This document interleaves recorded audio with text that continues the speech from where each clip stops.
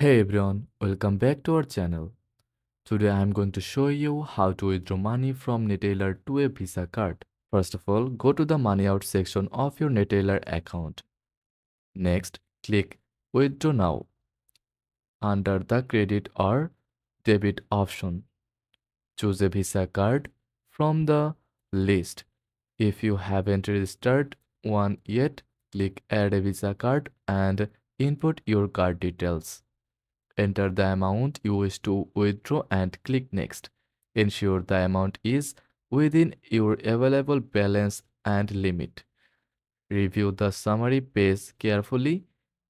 It will show all your withdrawal details, including fees if applicable. Once you are ready, click Confirm to finalize the transaction.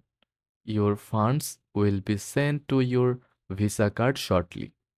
And that's it. Withdrawing to your Visa card is quick and easy. For further support, visit Neteller's Help Center. Thanks for watching.